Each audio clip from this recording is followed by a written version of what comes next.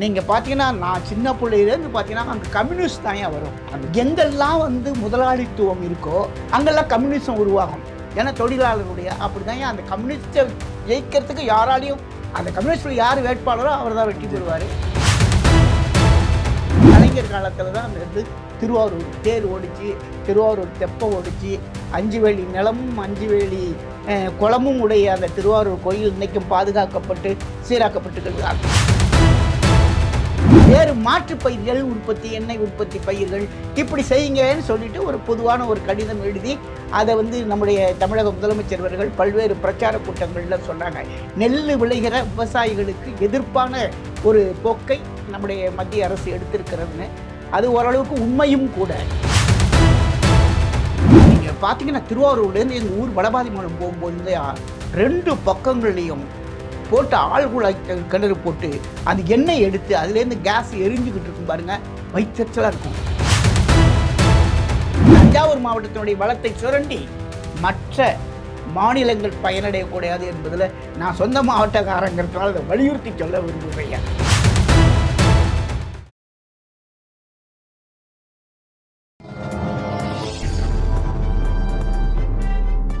பத்திரிகை.com நேயர்களுக்கு இனிய வணக்கம். பரபரப்பான அரசியல் தேர்தல் சூழலில் நம்மோடு இணைந்திருப்பவர் அரசியல் விமர்சகர், கல்வியாளர், ஜனநாயக ஆர்வலர் முனைவர் முருகன் அவர்கள். வணக்கம் ஐயா. வணக்கம் ஐயா, நல்லா இருக்கீங்களா? நல்லா இருக்கேன் ஐயா, வணக்கம். ஜனநாயகத்தினுடைய திருவிழா நடக்குது.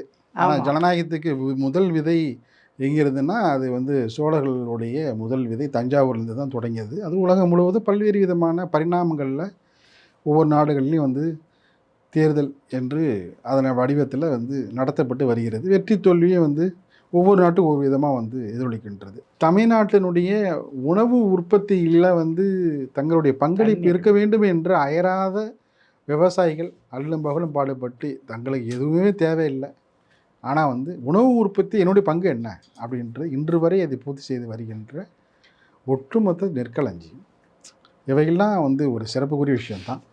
கூடுதல் சிறப்புனா அந்த திருவாரூர் மாவட்டத்தை சார்ந்தவர் நீங்கள் என்பது ஒரு கூடுதல் சிறப்பு. நிறைய விஷயம் சொல்லிட்டு போனால் திருவாரூர் மாவட்டத்தினுடைய இப்போ கள நிலவரம் சுருக்கமாக. இப்போ திருவாரூர் தொகுதி, மன்னார்குடி தொகுதி, திருத்துறைப்பூண்டி தொகுதி, இந்த பக்கம் பார்த்தீங்கன்னா நன்னிலம் தொகுதி முதல் நாகப்பட்டினத்தில் இருந்தது. இப்போ திருவாரூர் மாவட்டத்தினுடைய உட்பட்ட ஒரு தொகுதியாக 4 தொகுதியும் இன்னைக்கு பார்த்தீங்கன்னா காவிரி 5 தொகுதி இருந்தது. வளையமான தொகுதி வந்து தொகுதி மறுசீரமைப்பில் வந்து மாற்றப்படுறதுங்க.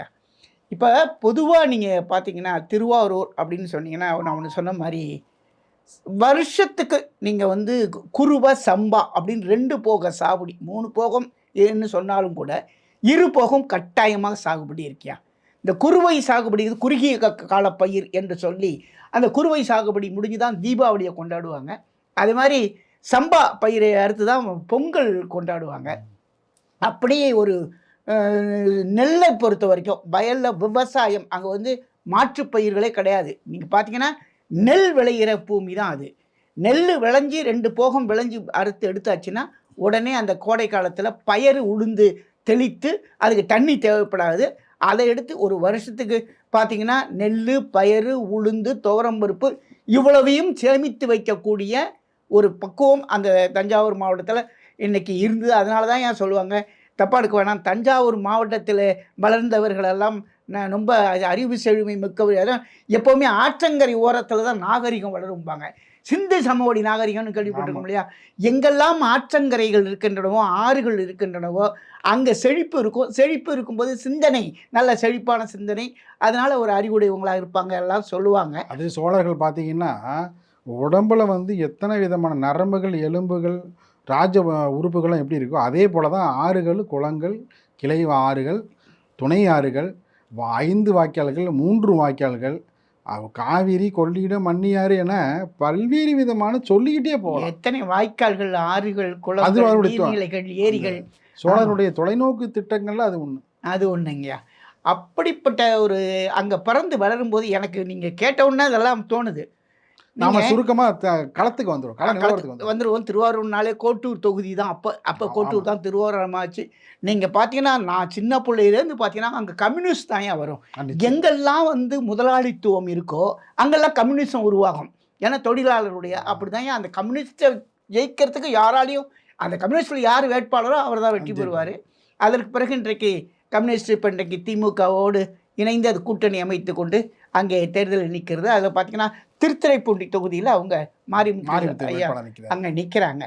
திருவாரூரை பொறுத்த வரைக்குங்க ஏன் வந்து திரும்பி திரும்பி கலைஞர் ஒரு தேர்தலில் கூட அவர் தோல்வி அடைஞ்சது இல்லை, அது வேறு விஷயம்.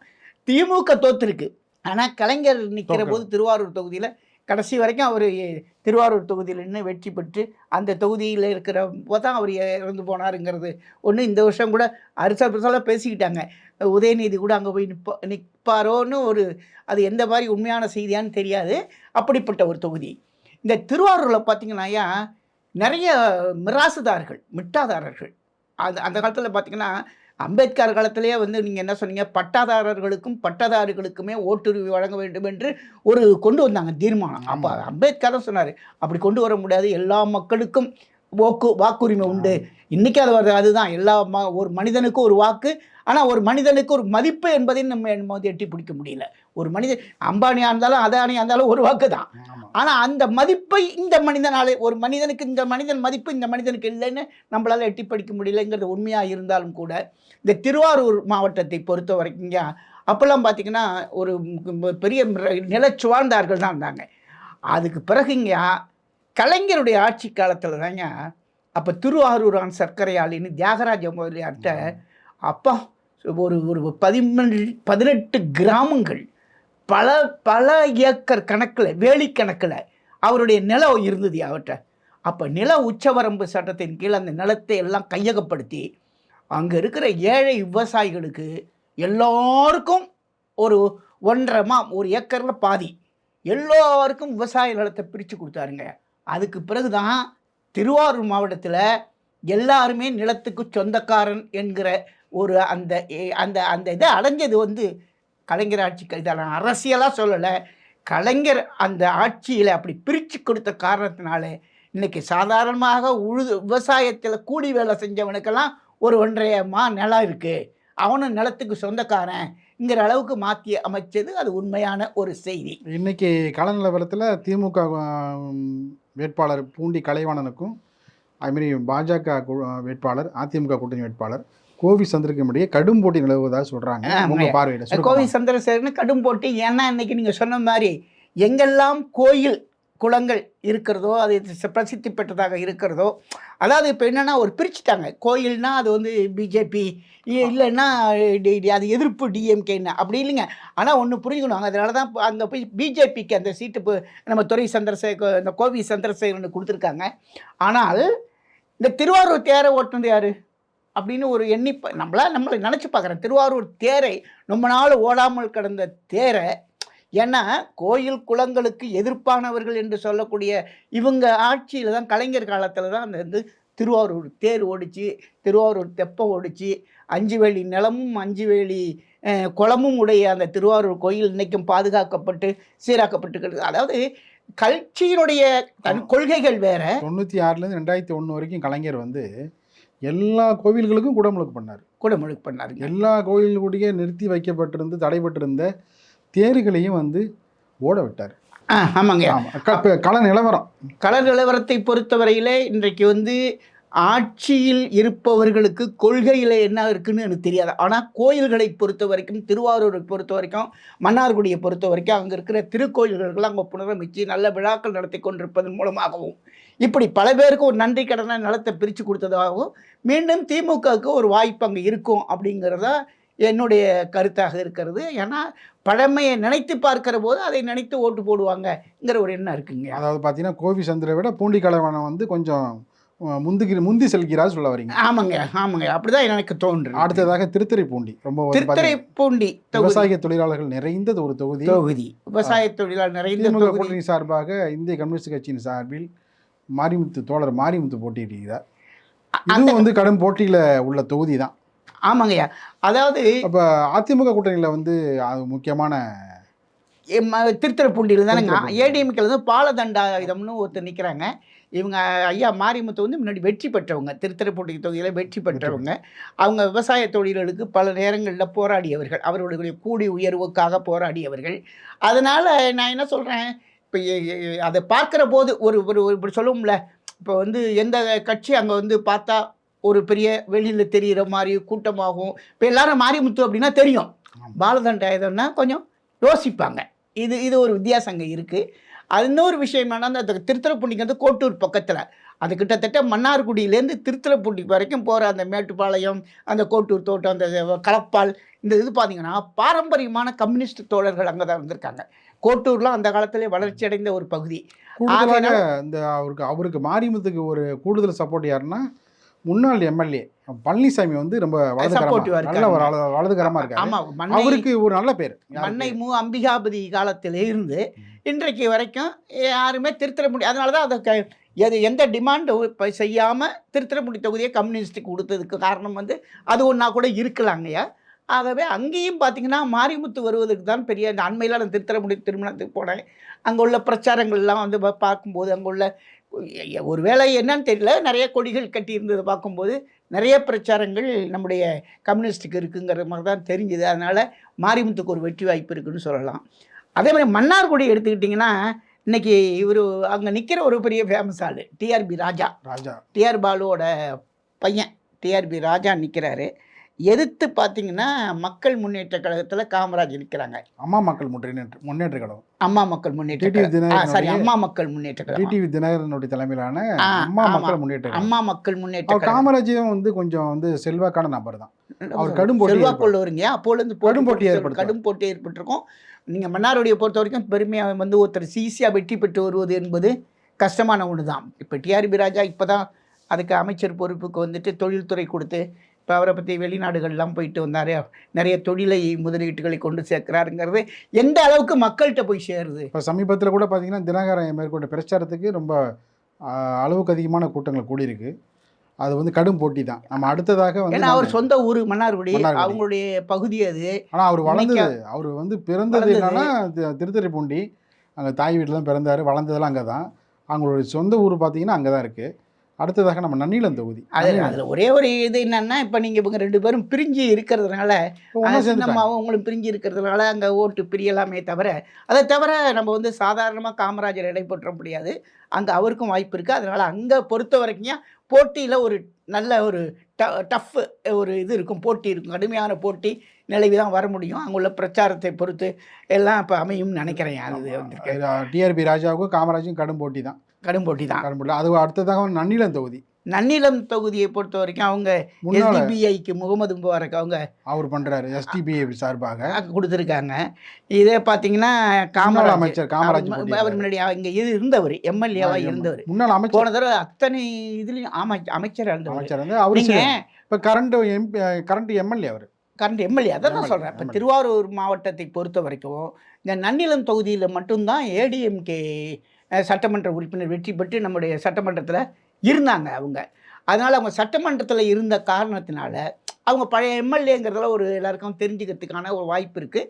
இவர் வந்து புதுசாக அந்த இதில் போய் இது பண்ணுறதுனால இப்போ நம்ம இங்கேருந்து பார்த்தா அங்கே யாருக்கு தெரியும், இவரை தெரியுமா, நம்முடைய முபாரக் தெரியுமான்னு கேட்டால் தெரியாது, காமராஜரை கேட்டால் தெரியும். அப்படி ஒரு இவரை நிறுத்தி வச்சுருக்காங்க. அங்கேயும் நன்னிலத்தை பொறுத்த வரையிலையும் போன வருஷம் பெரிய இதெல்லாம் சொன்னாங்க. இவங்க கூட மியூச்சுவலாக அண்டர்ஸ்டாண்ட் ஆகிட்டாங்க போல இருக்குது. பூண்டி கலைவாணனும் காமராஜரும் நீ இங்கே விட்டு கொடுத்துரு, நாங்கள் விட்டு கொடுத்துட்றோங்க, அது மாதிரி தான் ஜெயிச்சாங்கன்னா ஒரு ரூமர் வந்தது. அது எந்த அளவுக்கு அது கலைஞர் காலத்திலையும் ஜெயலலிதா காலத்திலேயே நடந்திருக்கு. தமிழ்நாடு முழுக்க நடந்தது. இங்கே கண்டுக்காத நாங்கள் கண்டுக்கலைங்கிற மாதிரி, நம்ம எம்எல்ஏ வேணா போதுங்கிற மாதிரி. ஆனால் கட்சி நலன் கருதி நீ ஜெயிக்க நான் ஒரு துருப்பு, நான் ஜெயிக்க நீனும் துருப்பாயிருன்னு சொன்னதுனால தான் நீங்கள் டெல்டா மாவட்டத்துக்கு கூட மந்திரி அமைச்சரே கொடுக்காமல் இருந்தாங்க. கடைசியில் கோவிசெழியனுக்கு, நம்ம திருவிடை மருத்துவத்துறை கோவிசெழியனுக்கு தான் வந்து கடைசி வாய்ப்பாக ஒரு அமைச்சர் டெல்டா மாவட்டத்துக்கு. அதுக்கு வந்து இப்போது இதே கிடையாதுங்க, அமைச்சர் கிடையாதுங்க. இப்போ தான் டிஆர்பி ராஜாவுக்கும் கோவிசெழியனுக்கும் கொடுத்தாங்க. அது ஒரு குறையாக கூட இருந்தது. ஏன்னா இன்னைக்கு கிட்டத்தட்ட ஒரு 40 தொகுதிகளை தன்னகத்தை கொண்டிருக்கிற தஞ்சாவூர், திருவாரூர், நாகப்பட்டினம், இந்த பக்கம் மயிலாடுதுறை, இந்த பக்கம் அரியலூர், இந்த பக்கம் கடலூர், விழுப்புரம், இப்படி இந்த மாவட்டங்களை எடுத்துக்கொண்டோம்னா நிறைய பெரும்பாலான சட்டமன்ற உறுப்பினர்களை கொண்டிருக்கிறது. ஒரு பகுதி சென்சிட்டிவான பகுதி. இங்கெல்லாம் வந்து சும்மா பணத்தை கொடுத்தா கூட போட்டுற மாட்டாங்க. சென்சிட்டிவாக சிந்திக்கக்கூடிய மக்கள் இருக்கிற எம்ஜிஆர் காலத்திலே பார்த்தீங்கன்னா நிறைய திமுக வெற்றி பெற்ற தொகுதிகள் கூட. ஆமா, அந்த காலத்துல அதுதான் வந்து நம்ம இப்ப எப்படி அண்மையில சென்னையில திமுக வெற்றி பெறும் மாதிரி அப்பெல்லாம் டெல்டா மாவட்டங்கள்ல திமுக தான் வெற்றி பெறும் எம்ஜிஆர் பல முயற்சி. இப்ப இன்னொரு என்னன்னா, இந்த டெல்டா மாவட்டத்தை பொறுத்தவரைக்கும் இப்போ ஒரு சின்ன பிரச்சனை வந்தது பார்த்தீங்களா, அது கூட ஏன் வந்து பிஜேபி அரசுக்கு வந்து ஒரு அது பலவீனமான ஒரு செயல். அவங்க கடிதம் ஒரு நிர்மலா சீதாராமன் மத்திய நிதியமைச்சர் ஒரு கடிதம் எழுதி எல்லா மாநிலத்திற்கும் இந்த மாதிரி இது வந்து எல்லாரும் பேசிக்கிட்டு தான், உண்மையும் கூட தான், அது வேற விஷயம். நெல்லுக்கு வந்து நிறைய தண்ணி தேவைப்படுது. இப்போ காவிரி பிரச்சனையாக போய்கிட்டு இருக்கு. இப்போ வட்டாத வளங்கொடிக்கும் காவிரி கூட இன்னைக்கு மணலாக காட்சியளிக்கின்ற மணல் கூட இல்லை, மணலையும் அள்ளிட்டாங்க. அந்த காட்சியளிக்கக்கூடிய ஒரு கேவலமான ஒரு சூழ்நிலை அங்கே இருக்குது.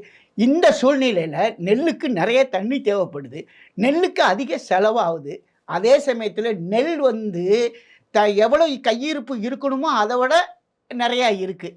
ஆகையினால நெல் பயிர் சாகுபடி செய்வதை நிறுத்திவிட்டு வேறு மாற்று பயிர்கள் உற்பத்தி, எண்ணெய் உற்பத்தி பயிர்கள் இப்படி செய்யுங்கன்னு சொல்லிட்டு ஒரு பொதுவான ஒரு கடிதம் எழுதி அதை வந்து நம்முடைய தமிழக முதலமைச்சர் அவர்கள் பல்வேறு பிரச்சார கூட்டங்களில் சொன்னாங்க. நெல் விளைகிற விவசாயிகளுக்கு எதிர்ப்பான ஒரு போக்கை நம்முடைய மத்திய அரசு எடுத்திருக்கிறதுன்னு. அது ஓரளவுக்கு உண்மையும் கூட. ஏன்னா நம்மள்கிட்ட தன்னிறைவு பெற்று விட்டோம் என்பதோடு மட்டுமில்லாமல் அதுக்கு விளைச்சல் அதிகமாகும்போது இன்னும் மற்ற காரணங்களை மட்டும் சொல்லாமல் டெல்டா மாவட்டத்தை பொறுத்த வரைக்கும் அவனுக்கு என்ன, அவனுடைய உயிர், அதில் நஷ்டம் வந்த விட நெல்லை விளைய வச்சு அதில் புதிர் எடுத்து அதில் சாப்பிட்றது தான் அவனுக்கு. குதிர் என்று சொல்லக்கூடிய 10,000 என்று சொல்லக்கூடிய நெல் கொட்டி வச்சிருப்பான். அவன் நெல் தான் அவனுக்கு வந்து ஒரு தனிப்பட்ட அவனுடைய தேர்ந்தெடுத்த விவசாயம் என்று இருக்கிற. இன்னொரு விஷயமா அவங்க வந்து விவசாயிகள் மத்தியில் வந்து பலமாக இருக்குது. எப்படின்னா அதை நம்ம வந்து புறக்கணிக்க முடியாது. இதை வந்து பார்த்திங்கன்னா மெல்ல மெல்ல கைவிட்டு போன நிலையில் இருந்தது இந்த பகுதியை வந்து பாதுகாக்கப்பட்ட வேளாண் மண்டலமாக மாற்றியது வந்து அது முன்னாள் முதலமைச்சர், எதிர்க்கட்சி தலைவர். மறக்கவே முடியாது. அதை வந்து சொல்கிறேன், அந்த பேச்சு வந்து எங்கே பார்த்தாலுமே இருக்குது. அதில் வந்து அதனால தான் வந்து உங்களுக்கு வந்து பிஜேபி சார்பில் வந்து கோபிச்சந்திரன் நின்னாலும் இந்த விஷயம் வந்து அவருக்கு வந்து அந்த பக்கத்தில் வந்து கூடுதல் வந்து சப்போர்ட்டாக இருக்குது. அதாவது உயிரோடு இருக்கிற மனுஷனுடைய குடலை பிடுங்கிறது மாதிரி நீங்கள் பார்த்தீங்கன்னா திருவாரூர்லேருந்து எங்கள் ஊர் வடபாதி மூலம் போகும்போதுங்கயா 2 பக்கங்கள்லேயும் போட்டு ஆழ்குழாய் கிணறு போட்டு அந்த எண்ணெய் எடுத்து அதுலேருந்து கேஸ் எரிஞ்சுக்கிட்டு இருக்கும் பாருங்கள், வயிற்றச்சலாக இருக்கும். அப்படியே வந்து நடவு நெட்டு தண்ணி கொக்கு அந்த மழையா அந்த பயிர் பசுமை இதை பார்த்துக்கிட்டு போன அந்த பகுதிகளெல்லாம் இன்றைக்கு பற்றி எரிந்து கொண்டிருக்கிற பகுதியாக. எண்ணெய் வளம் வேணும் தான், அது பொருளாதாரத்தில் பெரிய ஒரு முன்னேற்றத்தை ஏற்படுத்த வேண்டும் சொன்னாலும் கூட நல்ல விளைநிலங்களை போய் தேர்ந்தெடுத்து தஞ்சை மாவட்டத்தை மீத்தேன் அந்த எடுக்கக்கூடிய ஒரு மாநிலமாக மாற்றும் போது பாதுகாக்கப்பட்ட வேளாண் மண்டலமாக அறிவித்தது நம்முடைய மாண்புமிகு எடப்பாடியார் என்று சொன்னால் அது ஒத்துக்கொள்ள வேண்டும். அதுக்கு பின்னால் இந்த அரசு வந்து அதை அப்படியே அந்த ஸ்டேட்டஸ்கோ அந்த இதையே பின்பற்றி கொண்டிருக்கிறார்கள். எந்த அரசு வந்தாலும் மக்கள் சிந்திக்க வேண்டும். இந்த வேளாண் மண்டலமாகத்தான் இருக்க வேண்டும். அதை மத்திய அமைச்சர் கடிதம் எழுதினாலும் சரி, இல்லை யார் என்ன சொன்னாலும் சரி, அந்த தமிழ்நாட்டுடைய வளத்தை சுரண்டி, தஞ்சாவூர் மாவட்டத்தினுடைய வளத்தை சுரண்டி மற்ற மாநிலங்கள் பயனடையக்கூடாது என்பதில் நான் சொந்த மாவட்டக்காரங்கிறதுனால அதை வலியுறுத்தி சொல்ல விரும்புகிறேன். தஞ்சை மாவட்டத்தில் அந்த மாதிரி ஒரு மீத்தேன் பெட்ரோல் எடுக்கக்கூடிய முயற்சியை கைவிட வேண்டும். அங்கு விவசாய விளைநிலங்களாக பழைய காட்சி நமக்கு பசுமையாக கண்டுகளிக்க வேண்டும் என்பதை மனசில் வச்சு மக்கள் வாக்களிப்பார்கள் என்று நான் நினைக்கிறேன். அதுக்கு பிறகு அது என்ன நடக்காது. 4 தொகுதிகளில் பார்த்திங்கன்னா திருவாரூர் நம்ம சாலிடாக திராவிட முன்னேற்றத்துக்கு வாய்ப்பு இருக்குது, திருத்துறைப்பூண்டி இருக்குது.